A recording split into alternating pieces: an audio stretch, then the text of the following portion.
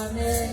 Bienvenue au Centre de la Vérité, l'école du royaume des cieux de Jésus-Christ par le Saint-Esprit. La maison où la prière est un dialogue avec Papa bon Dieu. Amen. Amen. Nous sommes bénis ce matin parce que notre Papa nous a renouvelé son souffle de vie et nous ne pouvons que lui rendre un culte digne du sang de Jésus. Alléluia. Amen. Le sang qui nous a tous rachetés, le sang qui a ôté le péché du monde, pour que nous soyons aujourd'hui dans sa présence, dans la présence du Père. Alléluia. Amen. Nous allons élever le nom de Jésus, le nom qui est au-dessus de tout nom, le nom qui nous a été donné dans les cieux comme sur la terre, ainsi que sous la terre, les noms par lesquels nous sommes sauvés. Amen. Amen.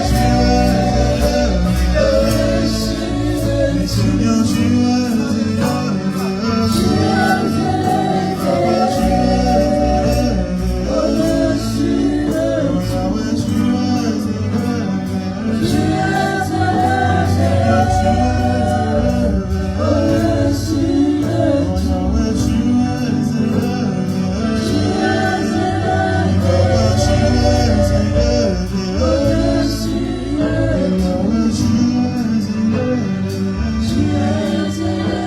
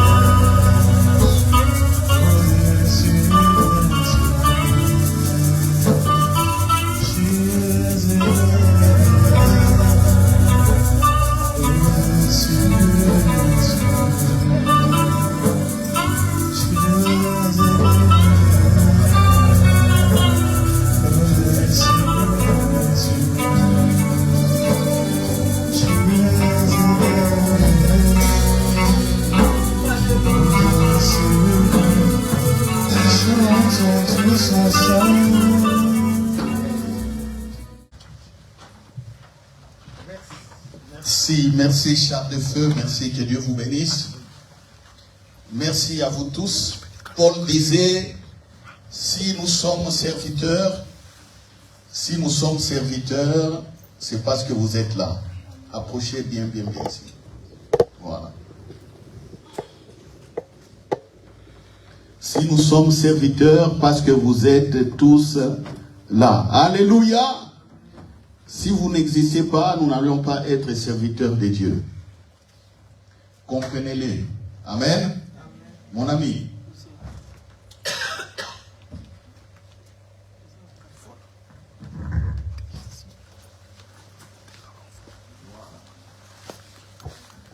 Gloire à Dieu, gloire à Dieu.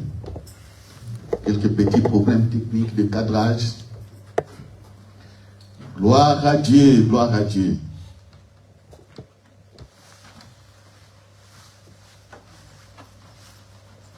Oh jeune homme, que la paix du Seigneur Jésus soit avec vous.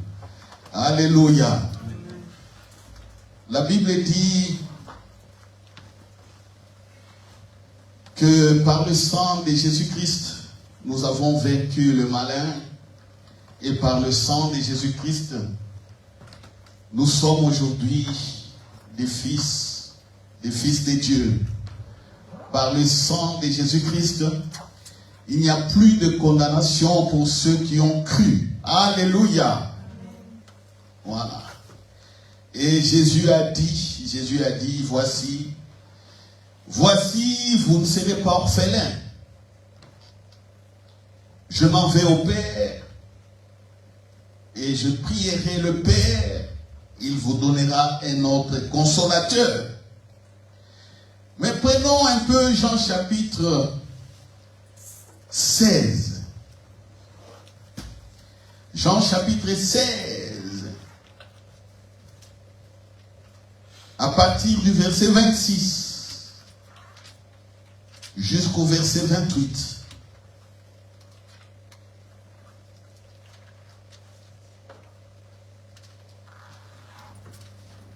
Jean chapitre 16, verset 26 jusqu'au verset 28. Jésus dit, en ces jours, vous demanderez en mon nom, et je ne dis pas que je prierai le Père pour vous. Car le Père lui-même vous aime. Parce que vous m'avez aimé, et que vous avez cru que je suis sorti de lui, ou de Dieu. Je suis sorti du Père, et je suis venu dans le monde. Maintenant, je quitte le monde et je vais au Père. Alléluia. On met un doigt là-dessus. Si on prend Jean chapitre 14,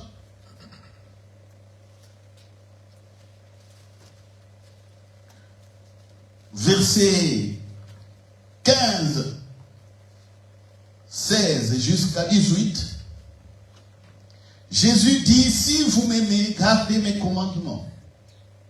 C'est-à-dire, gardez ma parole. Gardez ce que moi, je vous ai enseigné. Ici, les gens confondent les commandements. Jésus n'a pas donné des commandements comme à l'époque où Dieu les avait donnés à Moïse.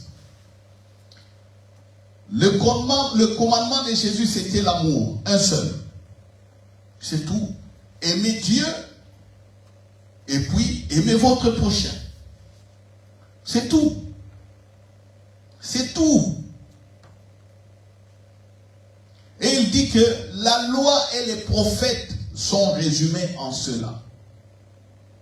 Mais ici, quand il dit, si vous m'aimez, gardez mes commandements. Ça veut dire quoi?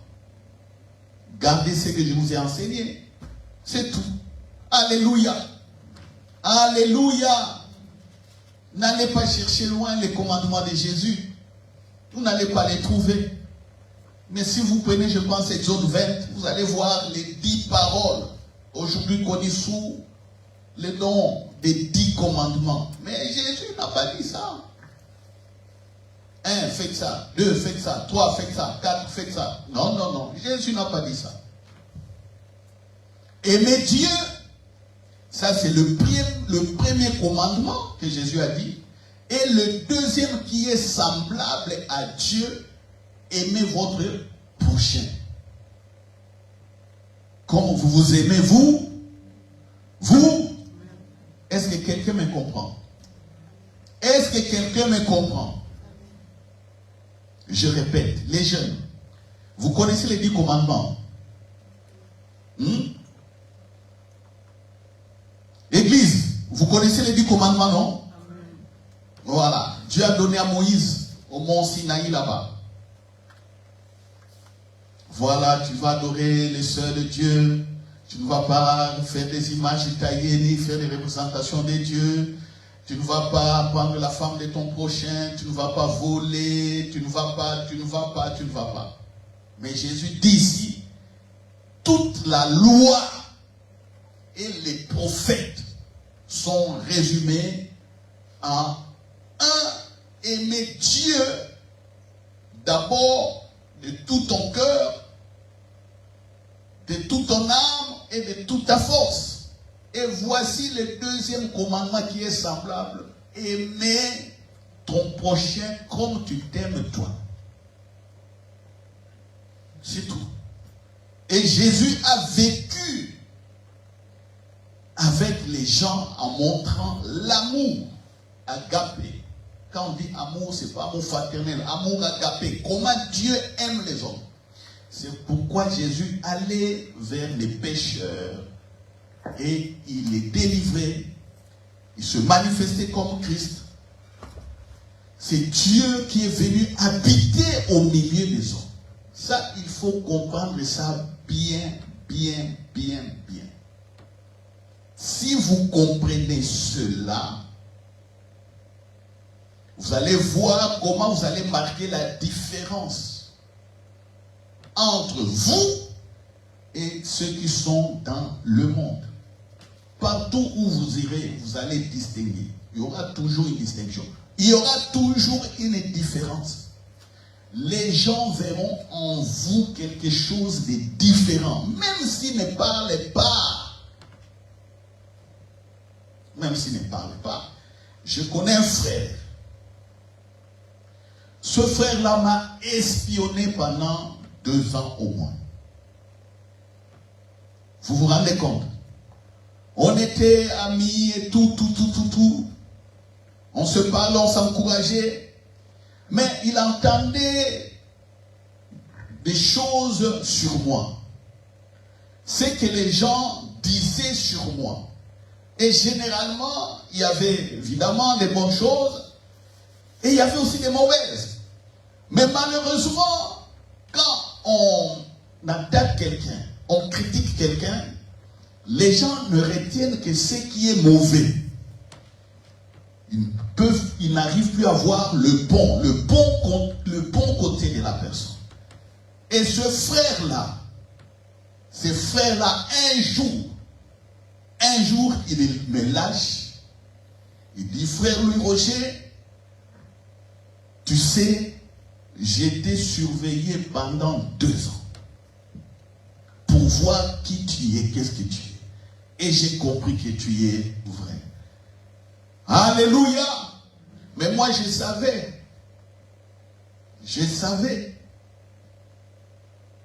Il est arrivé à cette conclusion.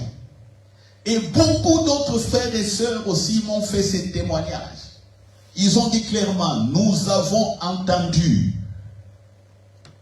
que vous n'êtes pas bien, que vous êtes ceci, que vous voulez faire ça, vous vous cachez, vous êtes, qu'on fasse attention sur vous. Et ce frère on dit, je me répands. Alléluia. Je vois que vous êtes vrai. Un jour, je vois une sœur qui vient. Frère, pasteur, ainsi de suite. Ce que je croyais de vous, ce n'est pas ça. Ce qu'on m'avait dit de vous, ce n'est pas ça. Ce n'est pas ça. Vous êtes vrai, vous êtes bon. Vous voyez? Vous voyez? Est-ce que les gens peuvent dire ça de vous? Les gens se réunissent quelque part, ils vous critiquent, ils racontent, ils montent des histoires. Et puis les gens commencent à avoir peur de vous. Certains se retirent, certains ne vous font plus confiance. Vous passez comme ça, certains font semblant. Parce qu'ils ont appris que toi, le Roger, ou toi, Eric, tu vois, ou toi, Brané, que tu es mauvais. À l'église, on dira, tu es un Absalom. Tu veux faire des coups d'état. C'est ce qui se répand beaucoup. Hein? Oh non, il y a des Absaloms là. D'autres des sœurs, on va leur qualifier de Jézabel. Attention, cette sœur-là est Jézabel. Mais la sœur est bien. Quand il vient à l'église, elle loue, elle danse, elle sert, elle est avec Dieu. Il y a tout. Mais il y a des coupes dans des coins. On dit que cette sœur-là, faites attention avec elle parce que c'est une Jézabel cachée. Et puis d'autres viennent rajouter, cette sœur-là a un zèle amer. Mais pourtant, vous servez Dieu. Et puis, quelques temps après, les gens commencent à venir et dire, ah, sœur Monica, on a entendu parler de toi comme ça. Mais ce n'est pas ça. Je me répands. Vous voyez? Marquez la différence. Jésus a marqué la différence parce qu'il a le règne. Il sait le règne. Il connaît. Vous voyez? Vous n'avez encore rien vu. Quand le monde va commencer à vous attaquer, parce qu'il voit en vous la gloire de Dieu, vous risquez parfois de ne pas avoir sommeil. Vous dormez, le sommeil n'arrive pas. Parce qu'on vous attaque, on vous insulte, on montre des choses.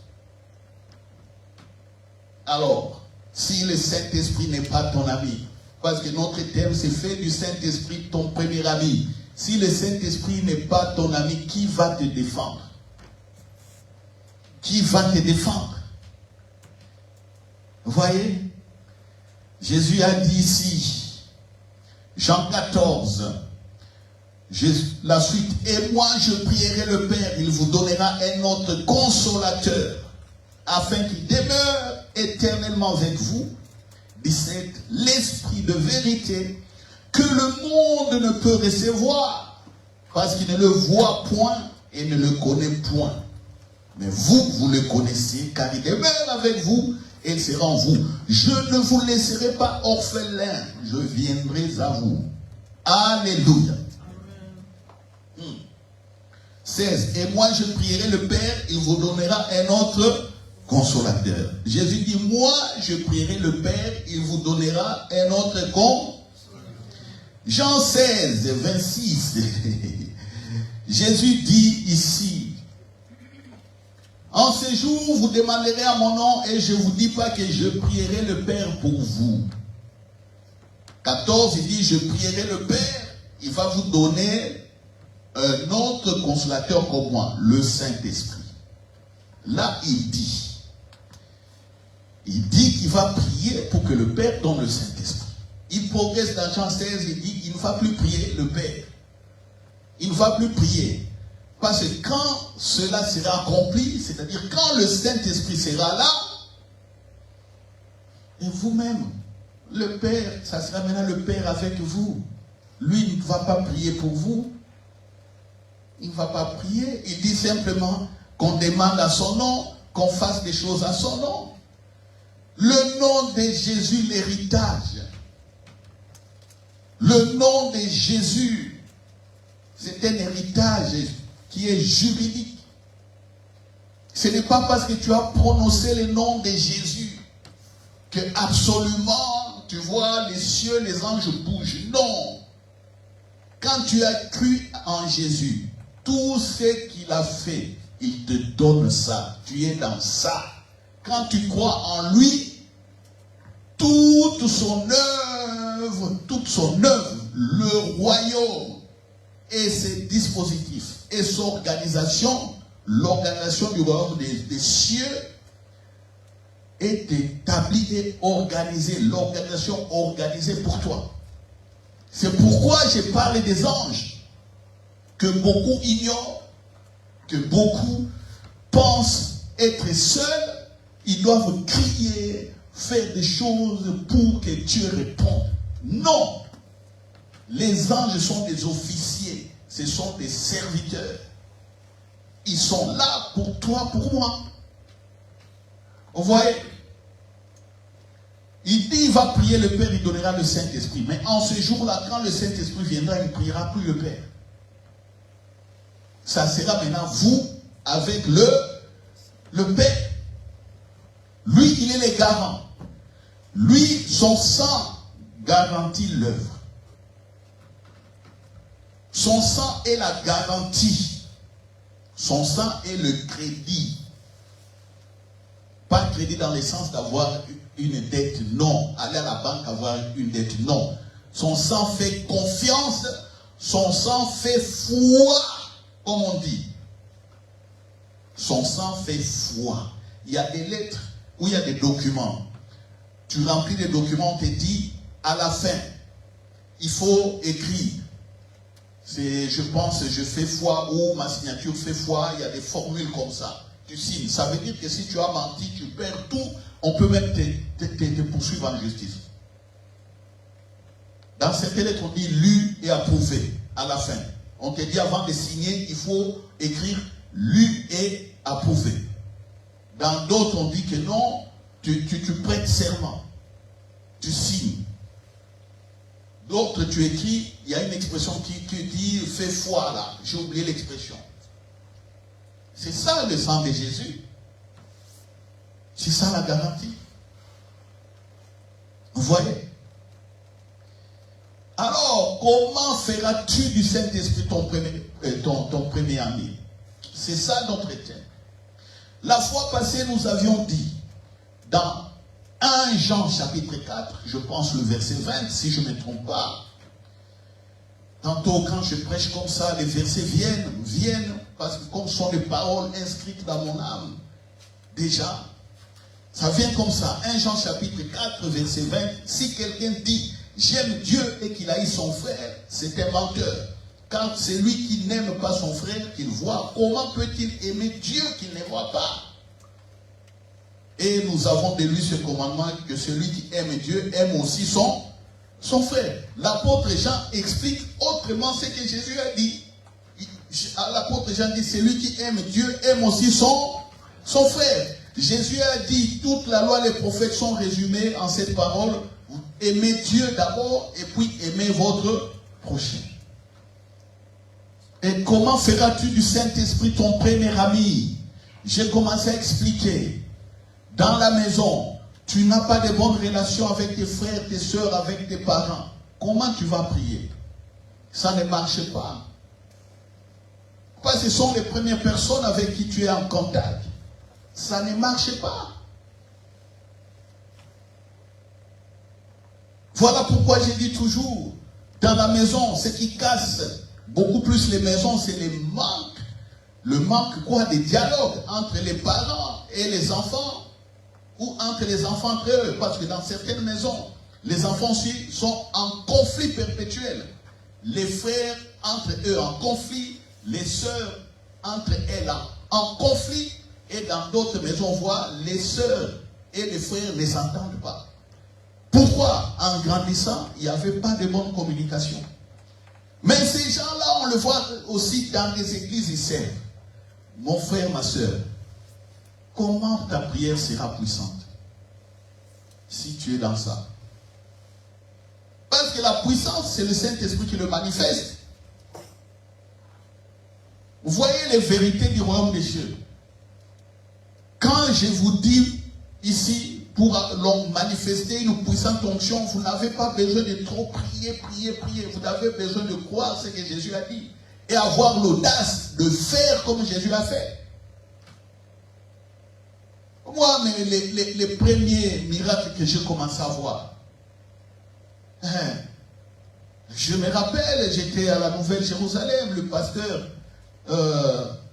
Papa Martin Moutsebele qui est parti, c'est lui qui disait, moi j'étais là tout jeune. À l'époque, la Nouvelle-Jérusalem était sur la chaussée d'Ath. Il dit, vous croyez que l'onction c'est pour les pasteurs? Vous croyez que c'est seulement pour les pasteurs?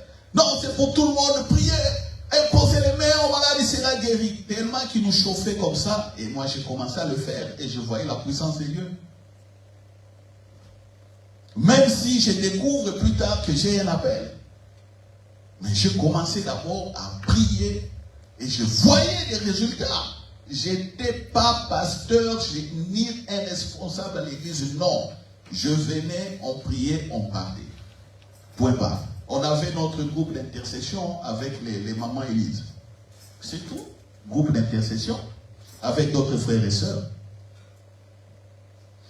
C'est tout. J'ai vu des stériles, des femmes qui avaient des problèmes, qui n'arrivaient pas à enfanter. Enfanter. Je ne connaissais pas l'onction et la puissance du Saint-Esprit, mais je faisais parfois, par rapport à ce que j'écoutais, Papa Martin Moutsebele dire. Vous voyez? Vous voyez? Et c'est ce courage-là. C'est avec ce courage que j'ai continué jusqu'à aujourd'hui. Je n'ai pas eu l'onction chez quelqu'un. Non, c'est faux. L'onction vient du Saint-Esprit. Mais si tu es avec des hommes qui peuvent t'encourager, t'encadrer, tu vas vite évoluer. C'est comme beaucoup ici, vous avez l'onction. Vous avez l'onction. Écoutez-moi et vous verrez. Je vous encadre. Écoutez-moi, vous verrez. Mais si vous pensez qu'il faut aller prier pendant 60 jours, je ne sais pas, pour voir l'onction, moi je vous dis déjà, moi j'ai prié pendant 40 jours, jeûne de 40 jours, 21 jours sans manger, sans boire. Vous comprenez? S'il fallait être riche, j'allais sortir riche de ces jeunes-là. S'il allait avoir beaucoup de puissance pour renverser le monde, j'allais l'avoir en sortant de ces jeunes. Pourquoi? Mon mobile, j'avais qu'une seule prière. Je vais t'écouter. Oh Dieu, parle-moi. C'est tout. Pendant 40 jours, c'est ce que je faisais. Vous voyez? C'est pas ça. L'onction vient du Saint-Esprit. La puissance se manifeste quand tu comprends ces choses. Et Dieu a sa grâce. Il y a certains qui ne comprennent pas bien, mais dans la grâce, Dieu leur fait manifester une puissante onction. Ça, c'est la volonté souveraine de Dieu. Mais si on doit être dans les standards de la foi, c'est quoi réavancer? On va prendre Luc chapitre 10. Luc chapitre 10. Alléluia. Luc 10. Luc 10. Verset 25. La parabole du bon samaritain.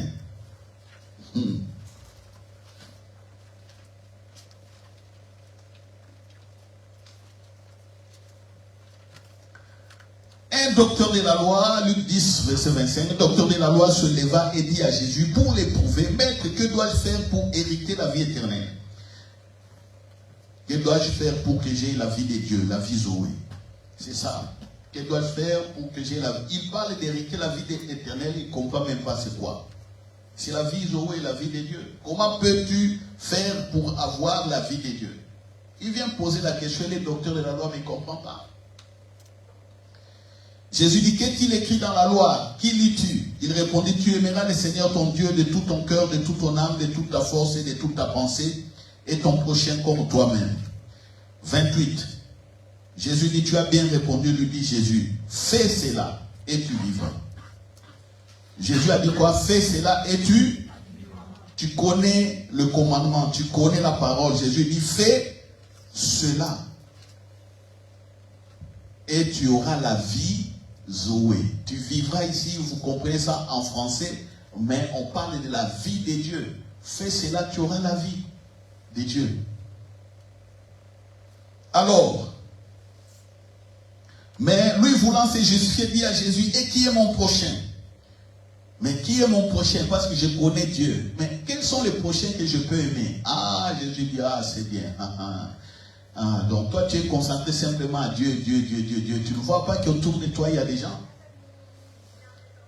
Jésus reprit la parole et dit, un homme descendait de Jérusalem à Jéricho. Il tomba au milieu des brigands, qui le dépouillèrent, le chargèrent des coups et s'en allèrent, le laissant en demi-mort. Verset 31. Un sacrificateur qui fortuitement descendait par le même chemin, ayant vu cet homme, passa outre. Un lévite qui arriva aussi dans ces lieux, l'ayant vu, passa outre. 33. Mais un samaritain qui voyageait, étant venu là, fut ému de compassion lorsqu'il le vit. 34. Il s'approcha et banda ses plaies, en y versant de l'huile et du vin. Puis le mit sur sa propre monture, le conduisit à une hôtellerie et prit soin de lui. 37. Le lendemain, il tira 2 deniers, donc de l'argent. Il donna de l'argent en réserve. Les donna à l'hôte et dit, aie soin de lui et ce que tu dépenseras de plus, je te les rendrai à mon retour. 36. Lequel de ces 3 semble avoir été le prochain de celui qui était tombé au milieu des brigands? C'est celui qui a exercé la miséricorde envers lui, répondit les docteurs et la loi. Et Jésus lui dit, va et toi fais de même. Alléluia. Voilà. Ici, quelqu'un est frappé, violenté par des malfaiteurs. Il est laissé là à demi-mort. Il agonise. Les sacrificateurs passent. Sacrificateurs, c'est qui? C'est les pasteurs, non? Les prêtres, ce sont des sacrificateurs. Si vous ne saviez pas. Et vous, également, vous êtes des sacrificateurs. On prend Apocalypse. Vous pensez qu'on parle des pasteurs ici. Hein? On parle de toi. Prenez Apocalypse, chapitre 1.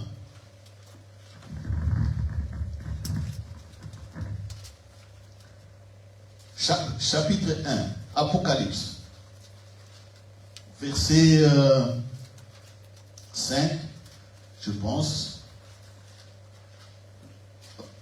Apocalypse.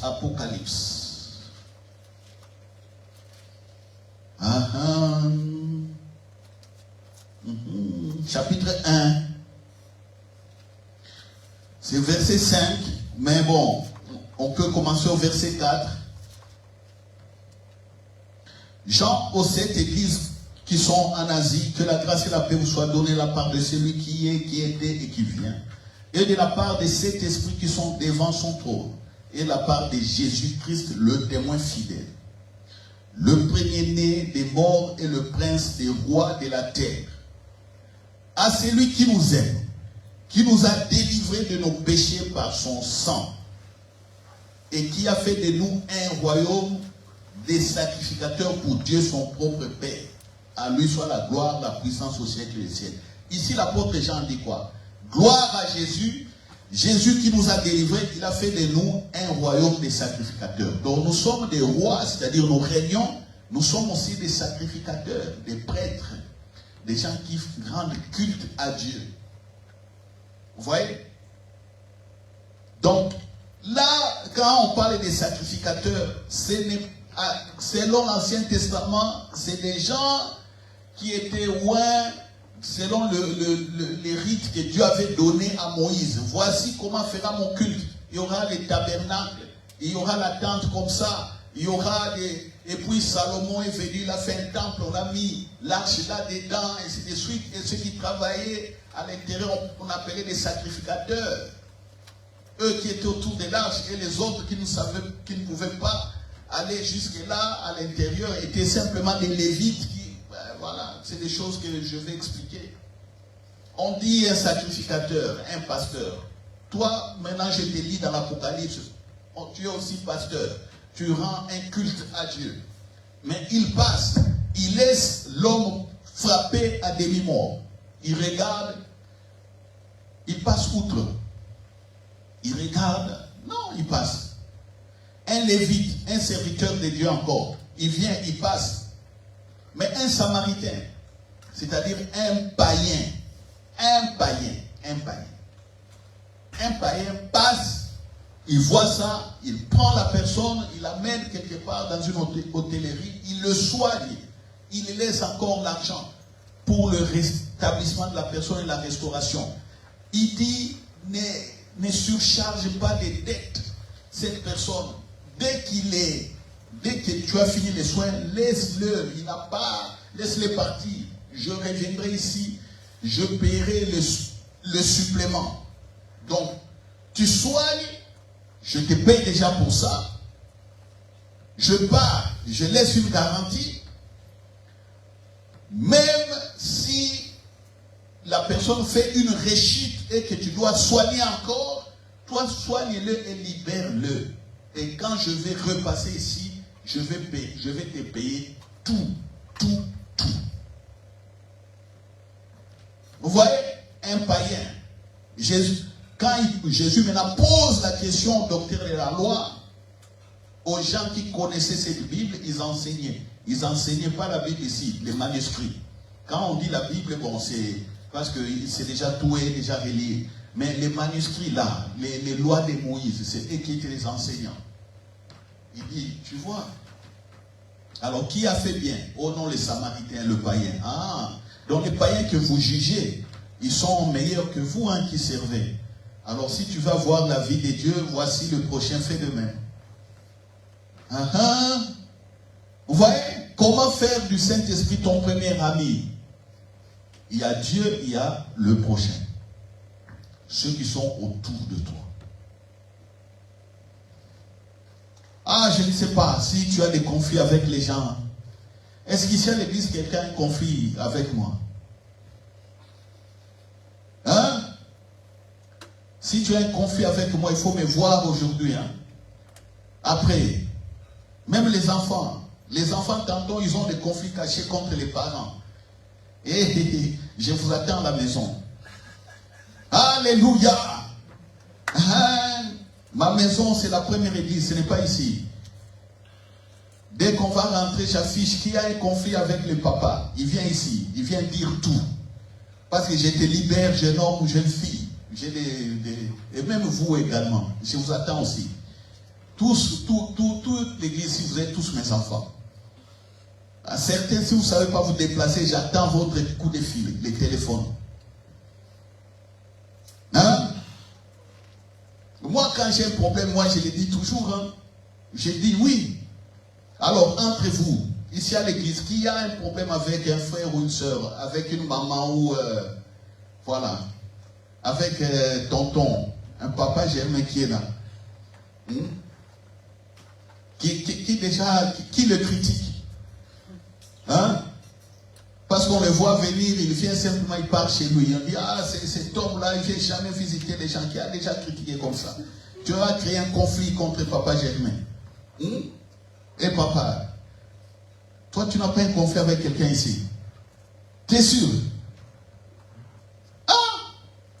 Tu parles bien de tout le monde ici. Voilà. Hein, papa? Si tu as parlé du mal à quelqu'un, va le voir. Hein? En tout cas, ces jours-là, bon, tu m'avais regardé comme ça m'avait fait mal au cœur, c'est pourquoi j'ai peur toujours de te saluer. Tu as créé un conflit sans le savoir. Et ça, Dieu n'aime pas ça. Ce sont des barrières. Comment feras-tu du Saint-Esprit ton premier ami si tu as des conflits? Vous savez, nous sommes dans un monde où il y aura toujours des problèmes. Mais ne sois pas l'auteur des conflits. Je vous ai parlé des jugements. On me juge mal. Jusqu'aujourd'hui, on continue à me juger aussi. Même dans la famille aussi. Les gens me jugent. Ce n'est pas toujours à l'église. J'ai connu des conflits internes dans la famille biologique. Mais je reste calme. Heureusement, oh gloire à Dieu, ce n'était pas moi qui étais l'auteur. C'est des jugements.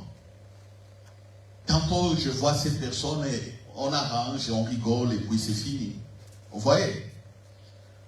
Que vous voulez ou pas, vous aurez toujours des conflits avec les gens. Mais ne soyez pas l'auteur des conflits. Parce que vous êtes un homme et une femme de paix. Gardez votre bande. Comme on dit, garde ta bande. Ta bande, là, c'est l'œuvre que Dieu a préparée pour toi. Ne sois pas jaloux. N'aie pas des yeux au-delà de ce que Dieu a préparé pour toi. Ne sois pas envieuse ou envieux pour regarder toujours au-delà de ce que tu as là. Non. Tu jalouses les gens. Tu parles de leurs habillements, des petits trucs comme ça. Et surtout aujourd'hui, oh, quel scandale j'ai vu ces derniers temps en France. À cause des problèmes politiques. En France, il y a ces derniers temps des premiers ministres qui passent. J'ai vu des politiciens français insulter le président Macron. Ah, je me disais, même ici, la France commence à devenir comme ça. Des noms d'oiseaux, comme on dit. On insulte, les politiciens s'insultent entre eux. J'ai dit, ça c'est grave. Dans d'autres pays africains, les peuples, des champions pour insulter les présidents et les autres. Même ici en Belgique, les conflits wallons-flamands, ça semble être caché, mais ils insultent. Moi, je connais des Wallons qui ne supportent pas des Flamands, comme je connais des Flamands qui ne supportent pas des Wallons. Conflit. Et, enfant de Dieu, tu viens là, hop, tu es dans ça. Ça ne va pas marcher quand tu pries. Ça ne va pas marcher. Vous voyez? Même Jésus a dit, si tu as un problème avec ton frère, tu as une offrande amenée à l'église. Il dit, règle d'abord ce problème-là et après viens donner ton offrande. Parce que l'offrande que tu amènes à l'église te bénit. L'église que vous voyez, les dîmes que nous mettons, l'argent que nous mettons, est-ce que vous savez que Dieu les utilise pour nous bénir encore en retour?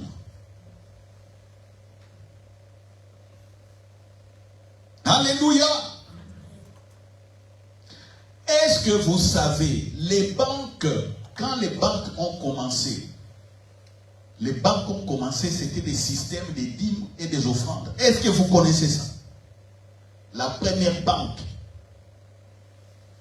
quand la banque ça a commencé avec les rabbins et les prêtres, hein, cette affaire des banques. Aujourd'hui, les banques ont été déviées par les diables. Il y a plein de satanistes et banquiers qui utilisent l'argent pour faire tant de choses. Mais qui a commencé le système bancaire? C'était l'inspiration à partir des systèmes des dîmes et des offrandes. Ça, vous devez connaître ça. Aujourd'hui, les gens critiquent les dîmes.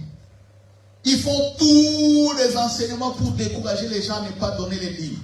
Et la majorité des gens écoutent, les écoutent. Mais ils vous mettent en erreur. Et ces gens-là, ils ont des comptes bancaires. Or, ils ne savent pas que la banque a commencé, le système bancaire, par le système des dîmes et des offrandes. Ils ne connaissent pas. Il faut faire des recherches et comprendre certaines choses. La comptabilité est née à partir de ce système-là. La comptabilité, compter de l'argent. Si je vois que tu as l'argent, tu es sincère, et moi je veux garder l'argent correctement, comme ça se faisait à cette époque-là. Je viens, je te donne, je dis non mon frère, garde-moi cet argent. Et ces rabbins et ces prêtres-là, quand on leur donnait l'argent comme ça, qu'est-ce qu'ils faisaient? Ils disaient oui, j'ai ton argent, mais ils donnaient à d'autres soit ils donnaient à d'autres des crédits, des gens avec qui il avait confiance, il leur donnait des crédits, il leur donnait l'argent des autres, et ils travaillaient, ils ramenaient des bénéfices. Voilà. C'est comme ça que la banque est née. On a commencé à structurer.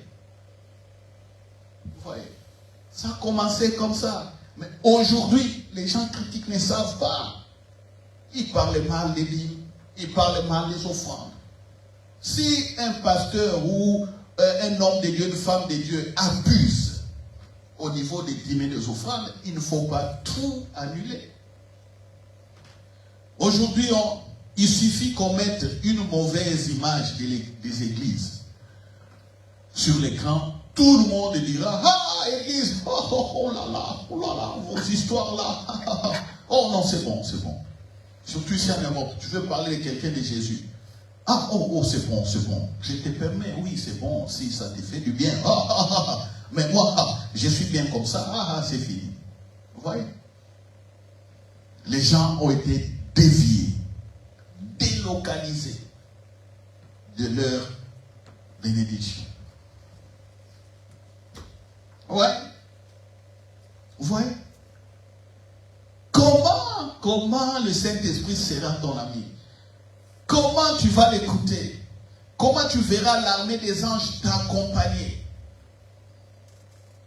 Te sauver de certaines situations. Te sauver réellement de certaines situations, les anges te sauvent. Comment tu les verras? Tu veux aller à gauche, on te dit bien, ne va pas à gauche, va à droite. Moi, combien d'accidents j'ai ratés? Je vous l'ai dit régulièrement, je suis dans un rond-point. J'entends bien quelqu'un assis à ma droite, un ange.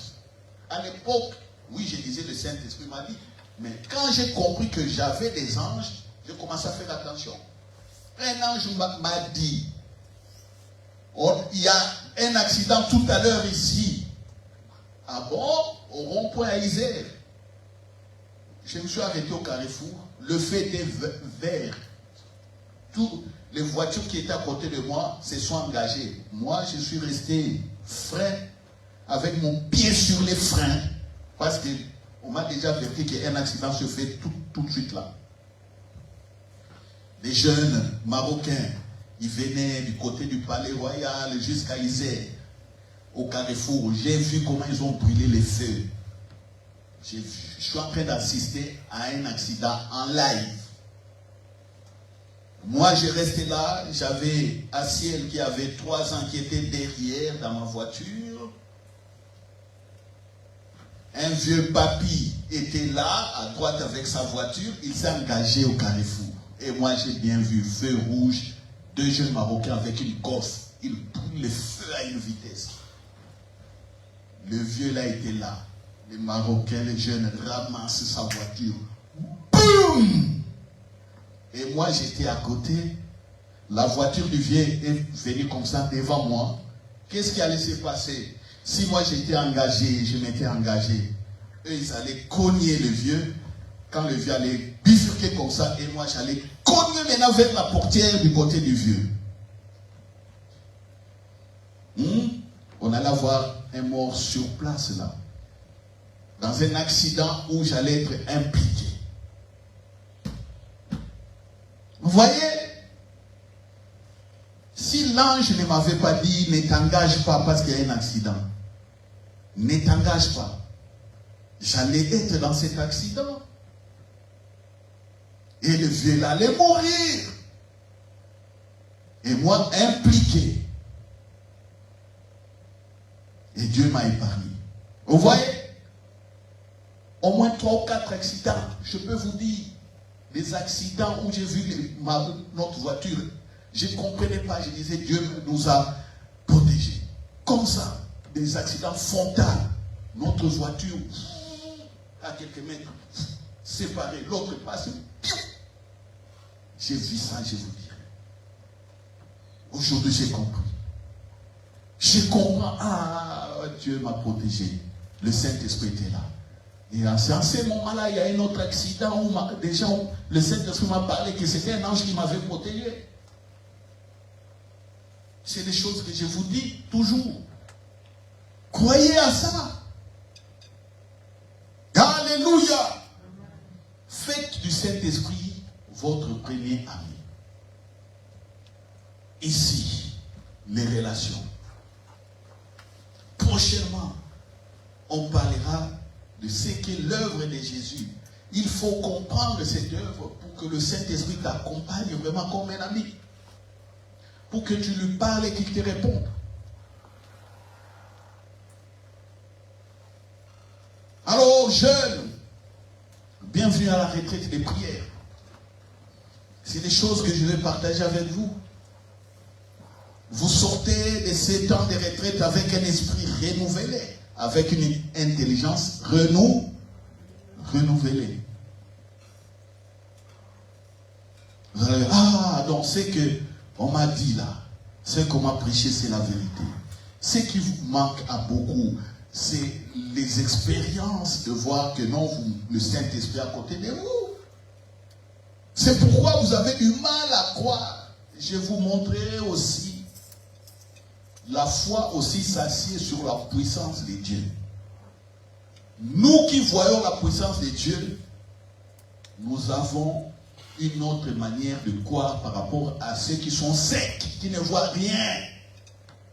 Moi, je vous parle des choses que je sais, mais il y a d'autres chrétiens, ils ne voient rien. Quand vous dialoguez, vous voyez, ils discutent trop. Ils ne savent pas, ils sont théoriques, ils ne comprennent rien. Vous prophétisez, ils contredisent. Vous dites ça, ils contredisent. Ils ne voient rien. Ils ne voient rien. Ceux qui ne voient rien, c'est ceux qui discutent. Mais ceux qui comprennent rien, ils s'échangent au niveau des expériences. Qu'est-ce que tu as vu? Oh non, cette nuit, Moïse est venu me parler. Ah, Moïse est venu te parler. Il y a d'autres. Impossible. Ah bon? On verra dans les jours qui viennent. Alléluia! Alléluia! Gloire à Dieu. Nous allons mettre debout. Nous allons dire merci. Gloire à Dieu. Qui a compris d'abord? Qui a compris qu'il faut qu'en retournant à la maison, qu'il regarde autour de lui s'il a des problèmes de relations avec les gens. D'abord avec ceux qui sont tout autour de lui. Hein? Avec les parents, avec les frères et les sœurs, ainsi de suite. Voilà. Tu regardes d'abord à ça. Il faut traiter ça et puis le reste viendra. Alléluia. Et puis on parlera le nom de Jésus. Qu'est-ce que ce commandement-là? Qu'est-ce que cette œuvre? Comment croire à ça pour être ami? Et on va se laisser guider par le Saint-Esprit. Voilà. Que chacun dise merci pour cette parole. Que chacun parle. Parle. Jésus a dit qu'il ne va plus prier pour vous. C'est vous et le Père. Jésus a dit ça. Je vais vous écouter comment vous parlez avec votre Père. Prions. Et il y a des prières silencieuses. Priez, je vais entendre comment tu parles avec ton papa. Vous m'entendez quand je prie toujours ici au micro. Je vais aussi vous écouter.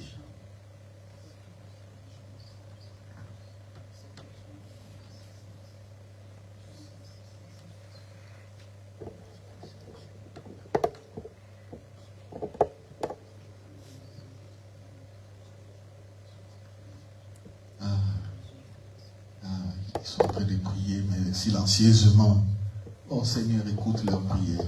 Toi qui vois les cœurs. Oui, Père, merci pour ce temps. Écoute les prières, écoute nos prières.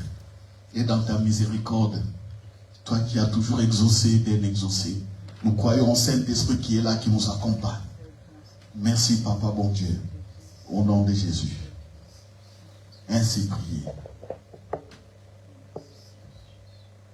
Amen.